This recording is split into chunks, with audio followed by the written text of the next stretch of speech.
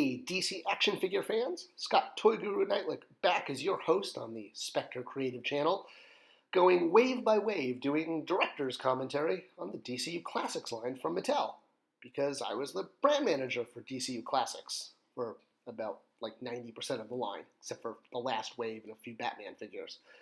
And today we're talking about Wave 15.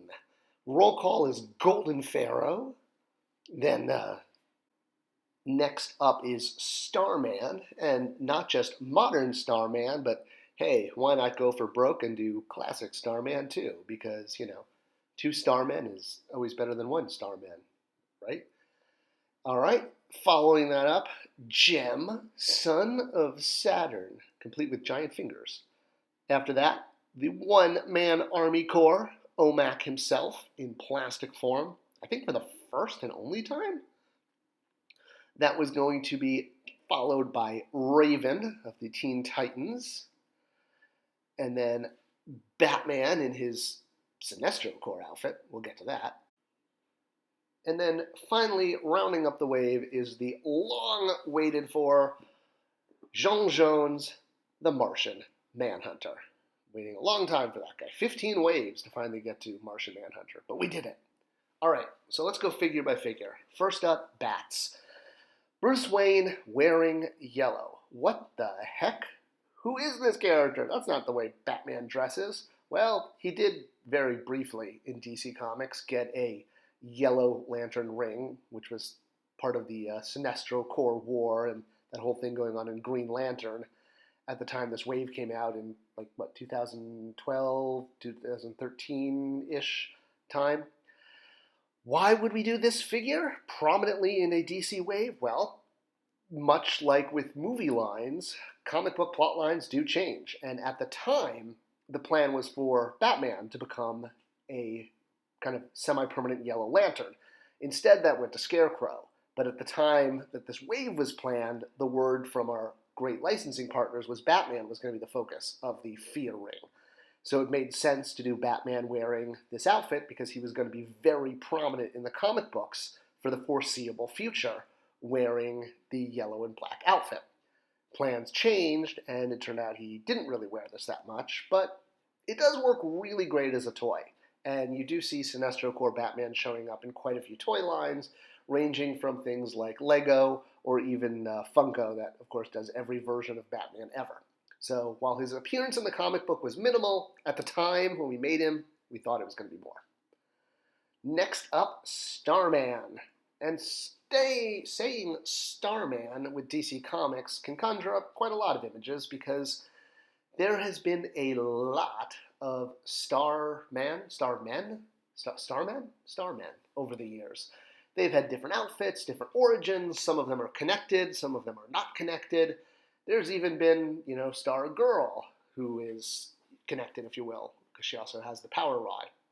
So, which version to do? Well, we definitely wanted to do the modern version, especially because those books were being reprinted in some really nice hardcovers at the time, and it was considered one of the better written comic books of sort of its era. And then the classic Starman also, this was DCU Classics after all, not DCU Modern, and doing kind of the Golden Age classic version of Starman also felt like it needed to be done. So hey, let's go for broken, do them both. Craziness! It's very rare that we're able to do a variant of a figure that's actually an entirely different figure, but they didn't need that many new parts each because we had the basic buck bodies. So, new jackets, new head, new accessories. Classic Starman obviously needing a little less in the way of new parts. But even modern Starman didn't need too many new parts because we had a lot of existing pieces from the suit buck that goes all the way back to Clark Kent and was used for characters with jeans and suits. So he was even a character who was in the original fan poll, although he didn't get picked, but he did make it out as a figure. So for modern Starman fans, you got him, and for classic ones, hey, a bonus. Really cool that we actually were able to pull this off. It was rare. All right, next up, the big heavy hitter of the wave, Jemm Jones, the Martian Manhunter. So to say I got, I don't want to call it hate mail, but angry fan letters from people asking why we haven't gotten a Martian Manhunter started around the time of like Wave 6, Wave 7, and they pretty much poured in continuously and continued to multiply until we finally revealed him in Wave 15. Why did we hold off doing him for so long? Well, partially because he was kind of the last of our major A-listers. He was a founding member of the Justice League of America, and a very, very prominent DC character. Maybe not known by as many people who would recognize Batman and Superman, but he did have a huge role on the Justice League Unlimited show, which had wrapped up just before DCU Classics started. So that made him at least more prominent in pop culture than he had been previously with such a robust animated presence. And as always, the Horseman, knocked it out of the park. And we were really glad to get to him. I mean, he was long, long overdue, but he was kind of like a beacon that we put out there knowing, once we get to him, we're really out of kind of your A-list characters. Not that we couldn't redo different characters in different outfits, but Martian Manhunter was sort of the last of the greats. And not only did we do two versions with the Martian head and the regular head, but he got an all-new buck. He got a more beefed up buck even than Superman. So you can see compared to Superman, he's even more buff. So it completed our buck building. And yeah, I mean, we nailed it. The Horseman nailed it. I'm really glad we did both heads too, the Martian head and the human head, because it made him fun. We did not, however, explain anything about why he likes Oreos. We talked about including Oreos, or at least like some little chocolate cookies, but it didn't happen. Probably legal reasons. All right. Following up with Martian Manhunter is the one-man Army Corps Omac, another Jack Kirby creation, and man, that face is just awesome with the mohawk and all that. All right, confession time. When I saw Omac on the schedule and the character selection list, I totally thought this is what we were doing. I thought we were doing the modern Omac from right before all of the Infinite Crisis stuff happened. And I don't know, when obviously discussions happen between design and the Horsemen on which version, and obviously the Horsemen aren't just going to surprise you. So I'm sure 100% that this is what they were told to make. I think just in my head, I thought we were doing the modern one. And when I saw the sculpt, I was like, oh, okay, I guess we're doing the Kirby version. Okay, cool, that's awesome too. I'm sure there were many conversations between design and the Horsemen, as there always are on every figure, and I'm just not on all of those phone calls. So I will admit this one was a surprise when the sculpt showed up, because I was totally expecting a different figure. But as a huge Kirby fan, I just couldn't say no. Plus, I love getting the figures that have never had a toy before. I think that's one of the things that makes Classics so cool, is that it includes so many characters that premiered in Classics. All right, speaking of a toy of toydom, Golden Pharaoh. So Golden Pharaoh, and one of those characters that, for the casual fan, might be like, who is this guy? But he was very important to do in DCU Classics, because we were also very deliberately trying to do all of the Superpowers figures from the 80s. This was the line we grew up with, and getting to finish everyone in Superpowers was a long-term goal.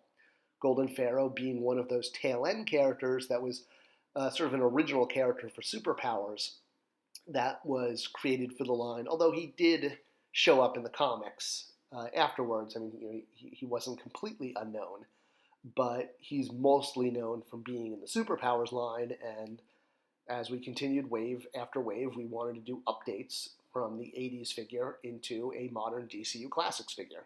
And I really love the way the Horseman gave him the golden skin there. I think that is a really cool update on the old figure being more yellow.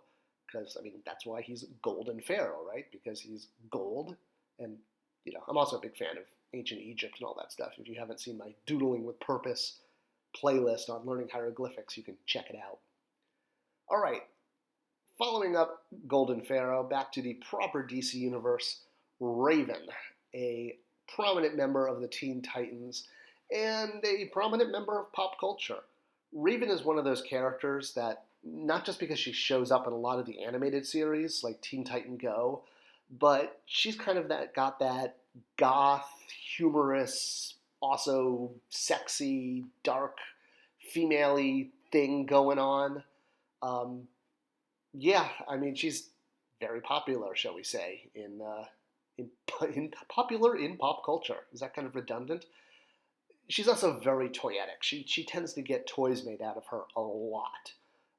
Not just because Hot Topic is probably willing to sell any version of Raven that any toy company will make, but I mean, she speaks to a lot of people. She's got that sort of personality that comic book readers can, I guess, really connect with, shall we say?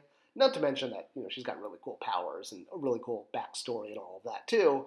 But hey, she's Raven, and I'm really glad we got to get to her sooner than later in DCU Classics. Also, another character from the fan choice. So she was a direct request from fans from the poll. And the Horsemen, the way they sculpted her cape, right out of classic DC. They just did an amazing job. I love the way they got the whole cape flaring thing going. All right, as we round out this wave, Jemm, Son of Saturn. And I know that's definitely a figure that will make many a collector go, I mean, he's legit. I mean, he's absolutely legitimate DC Classics character. Big reason for him being in the line is that guy on the right there, Bill Beneke, the lead designer.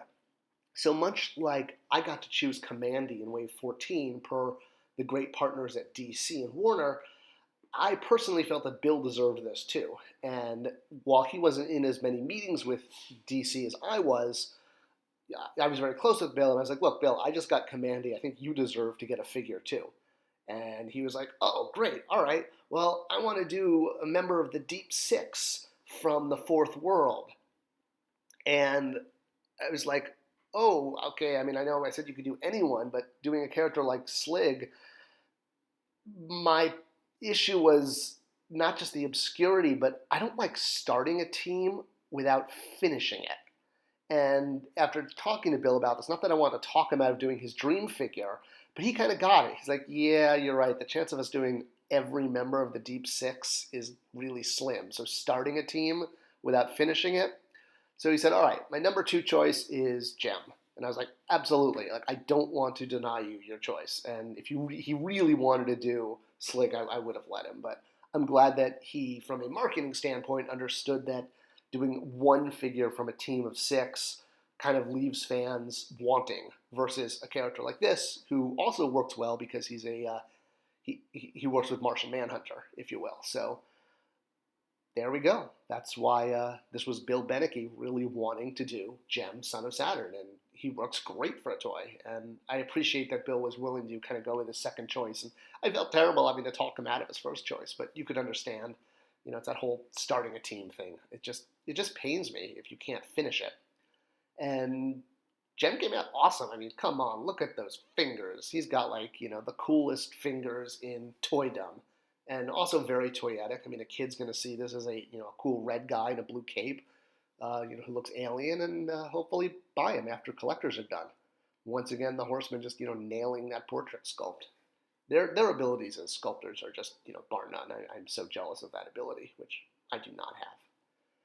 All right, the final figure in Wave 15, of course, is your Collect and Connect figure. In this case, Validus, giant purple monster with no eyes, and you can see his brain. How cool is that? I mean, anytime you can see a character's brain, they get A++ as a toy.